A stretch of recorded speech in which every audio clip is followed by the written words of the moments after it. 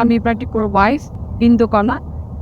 আসলে ও যেহেতু বড় বড় কিছু সার্জারি হয়েছে অলমোস্ট 2 বছর, তার একটা কিডনি ক্যান্সার ধরা পড়েছে। সেটা আলহামদুলিল্লাহ তার এই পুরো জার্নি শেষ, এখন রিকভারির দিকে প্রায় সবাই দোয়া করবো। দীর্ঘদিন ধরে ক্যান্সারের সঙ্গে লড়াই করছেন দেশের জনপ্রিয় সুরকার, সঙ্গীত পরিচালক ও শিল্পী ইবরার টিপু। চিকিৎসা আর বড় একটি অস্ত্রোপচারের পর এখন ধীরে ধীরে সুস্থ হয়ে উঠছেন তিনি। সম্প্রতি তার ফেসবুকে প্রকাশিত একটি ভিডিও দেখে ভক্তদের মধ্যে তার শারীরিক অবস্থা নিয়ে নানা প্রশ্ন ও আলোচনা শুরু হয়। বিষয়টি নিয়ে কথা বলেন তার স্ত্রী ও সঙ্গীত শিল্পী বিন্দু কণা। এই চেহারায় সে লাইভে চলে গিয়েছে, আপনারা সবাই কনফিউজড।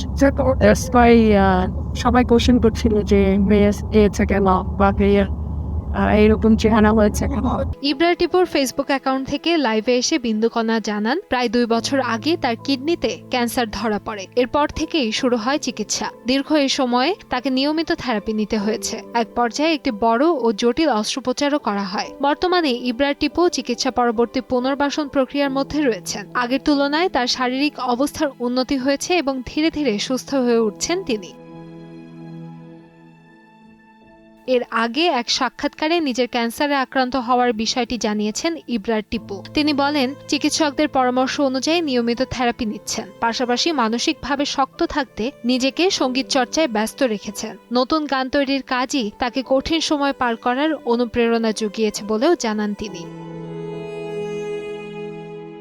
3 দশকের বেশি সময় ধরে বাংলাদেশের সঙ্গীতাঙ্গনে কাজ করে আসছেন ইবরার টিপু। বিভিন্ন রিয়েলিটি শোর শিরোনাম সঙ্গীত নির্মাণের পাশাপাশি 2011 সালের ক্রিকেট বিশ্বকাপের জনপ্রিয় স্বাগত সঙ্গীত ও পৃথিবী এবার এসে বাংলাদেশ নাও চিনে তাকে এনে দেয় বিশেষ পরিচিতি। বর্তমানে পরিবার সহ যুক্তরাষ্ট্রে অবস্থান করছেন তিনি। দীর্ঘ চিকিৎসা ও সফল অস্ত্রোপচারের পর ধীরে ধীরে স্বাভাবিক জীবনে ফিরছেন এই গুণী সঙ্গীত শিল্পী।